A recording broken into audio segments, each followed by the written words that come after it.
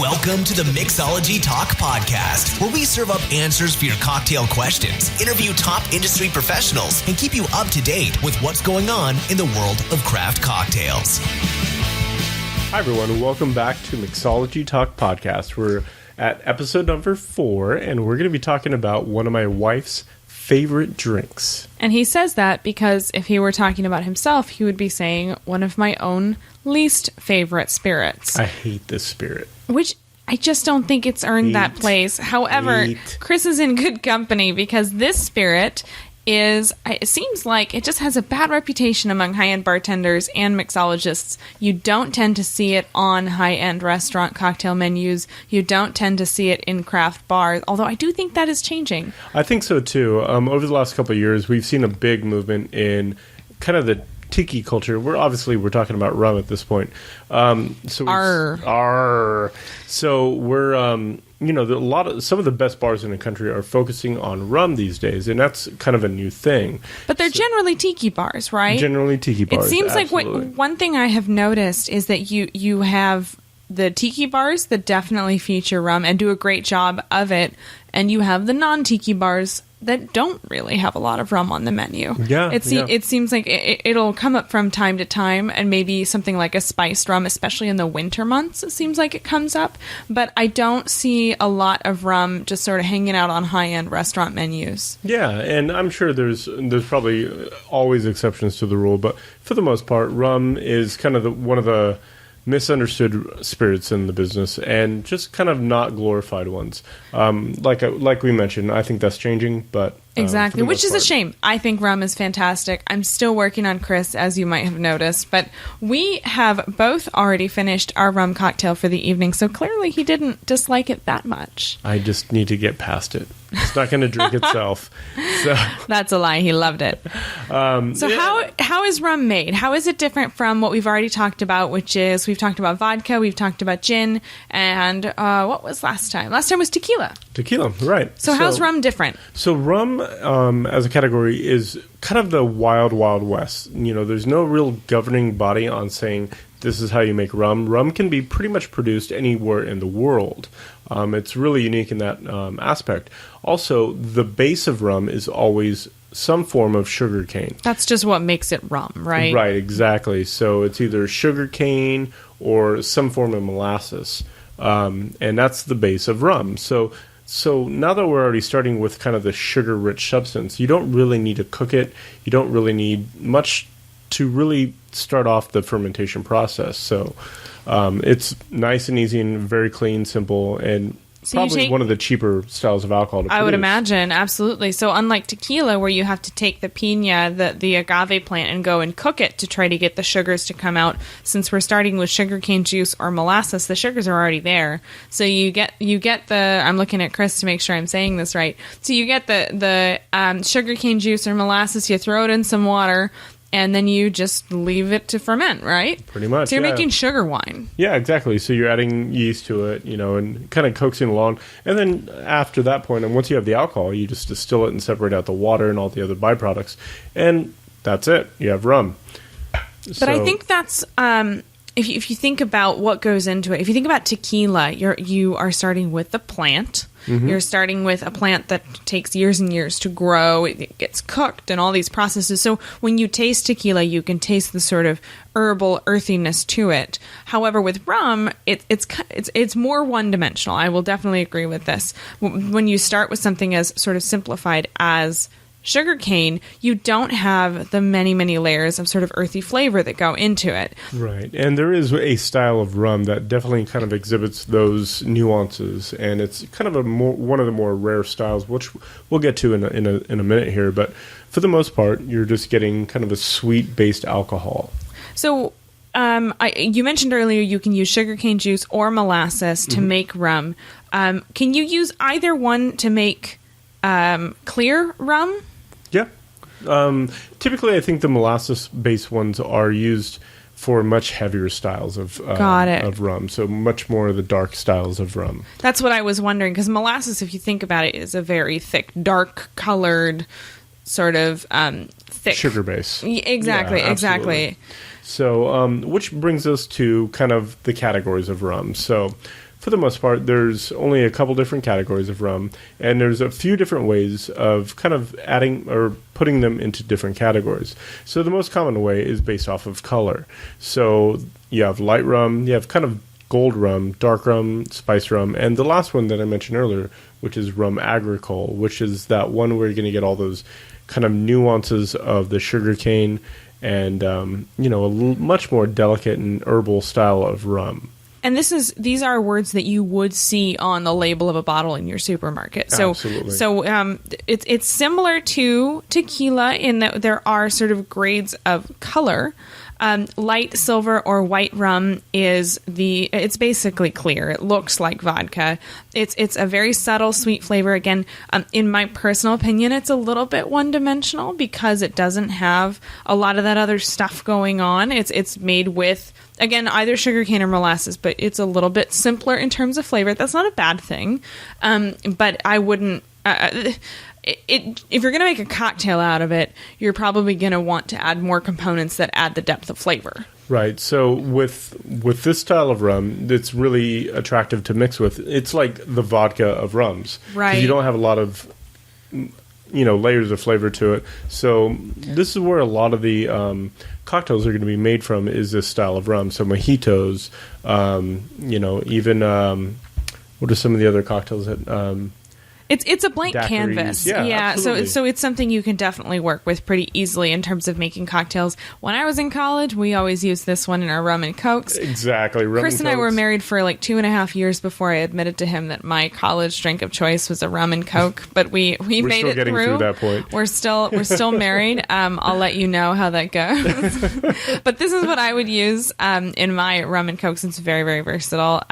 Not that I am a proponent of rum and cokes anymore. I've kind of moved beyond that point in my life. But, it has this place behind a bar for sure. And the next one is the gold or amber rum.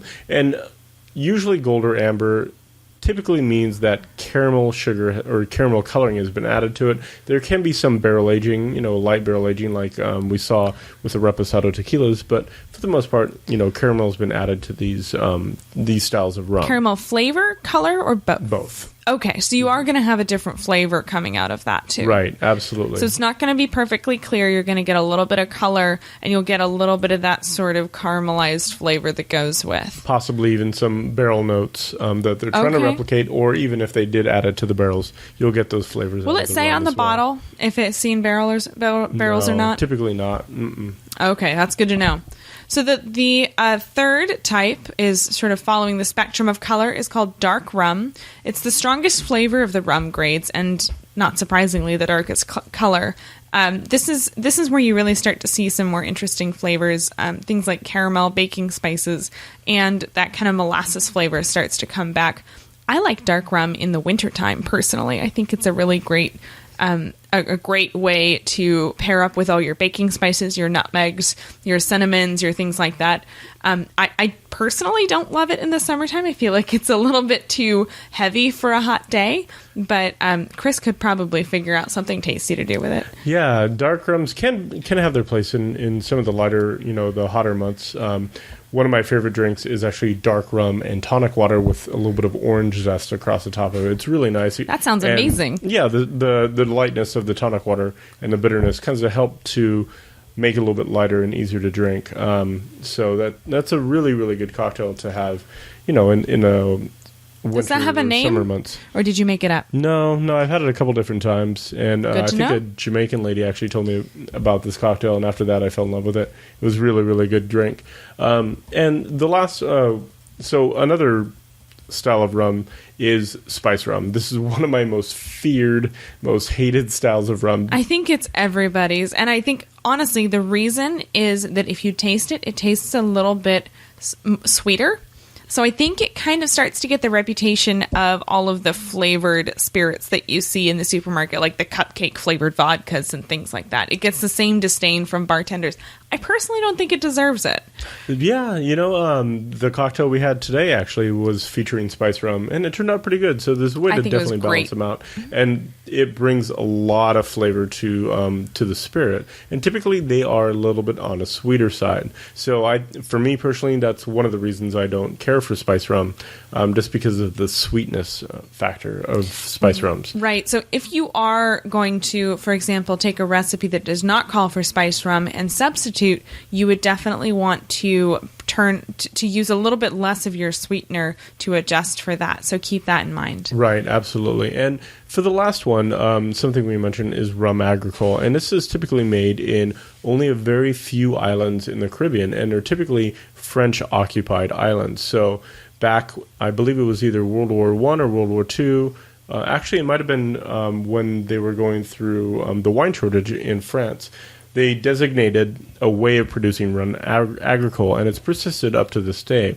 So it utilizes fresh cane juice. You get all the nuances of all the cane, and it's a really, really, really intricate and one of the more obscure and hard to find styles of rum. So if you're trying to round out your taste profiles of rum, this is a really good one to take a look at and to seek out as a rum agricole. Are the flavors different enough that if you were to use, for example, a gold or amber rum versus rum agricole in your average cocktail, would you really notice a difference? You would, yeah. Okay. It can tend to have some a few bitter notes to it. Definitely a lot more herbal notes, where a lot of the lighter styles of rum can be a little bit sweeter. So it's something you would use in completely different scenarios. You use it in a more herbal, earthy scenario, it sounds like. Yeah, and, it's a different style of spirit, in my opinion. It almost belongs in its own little genre as far as rums go, in my opinion. Good to know. So, yeah.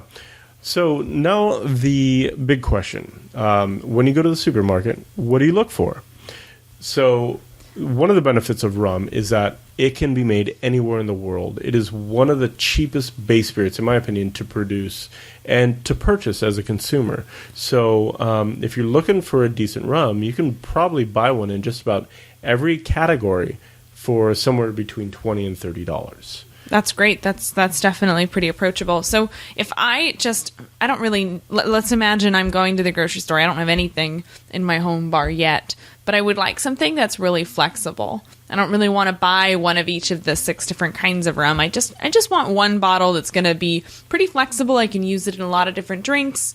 And what would you recommend of the types that we talked about would be the most flexible? In my opinion, you'd probably want to start with your light rum. So okay. Get a good quality white rum. You can probably buy a bottle of Florida Caña for $10 to $12. That's a good place to start. Yeah, it's really, really reasonable. They do a great job. And, once you have the light rum, then you want to buy a dark rum, and you might even want to add a spice rum. But with those three, that's a slippery slope. Right. You're pretty much going to cover the gambit. So while I'm in the grocery store, I know that rum is used in tiki drinks all the time. So what should I grab? Should I get some orange juice? Should I get some pineapple juice? You can't really go wrong with those two things. You always want to have a little bit of lime juice as well with rum. Grab some mint, grab some soda water. Just some of the basic mixers that you already have behind bar. Okay. Grab a 2-liter of Coke, just in case you want to throw back. Don't knock it. And if you buy a bottle of dark rum, try out a decent bottle of tonic, with it as well. That sounds orange. Fantastic. It's great on a hot day.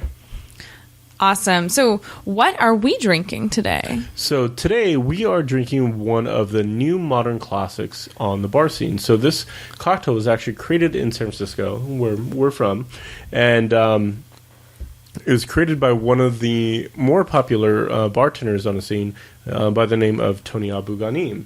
And he actually headed the bar program over at Bellagio when it first opened.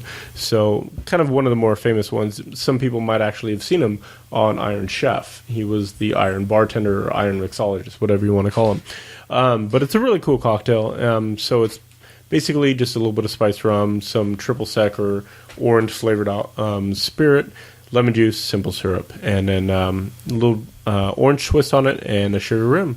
And it's called the Cable Car. Which makes sense from the San Francisco origins. Exactly, absolutely. I love it. So what did you call it? Classic, new, modern? It's a new new... It seems like an oxymoron to me. A new modern classic. What does that mean? So you have these old school cocktails, which are all the classics, like Old Fashions, Manhattans, Brandy Sidecars. Aviations. These are all, really, really old style of cocktails. Over the last 10 to 15 years, we've seen a resurgence in the cocktail scene. A lot of the bartenders have been looking back at these old classics, reinventing them, and we've seen that they call it the second renaissance of the bar scene. And that's what we're experiencing now with this craft cocktail movement. And then from my perspective, it's really, really exciting because we're really paying attention to the spirits that we're putting on a cocktail menu, these kind of obscure ingredients, mixers, spirits, bitters, everything. It's really kind of uplifted all of the quality in the entire bar scene. So I'm super excited to be part of that. Okay, so it sounds like it's something that is relatively recent, probably the last 10 years? Yeah, absolutely. But yet it's really become a staple because it's a commonly accepted fantastic drink. And I got to say, in drinking this drink, it was fantastic. Yeah, and you get a lot of vanilla flavors from the spiced rum. You get the lime juice or lemon juice to kind of offset some of the sweetness. It's a really great balanced cocktail. So if you want that recipe, by the way, please be sure to come over to the show notes, which you can find over at mixologytalk.com/4. Perfect, yeah. And some of the other common cocktails that you can make with rum are the Mai Tai, which you're going to need a darker rum with that.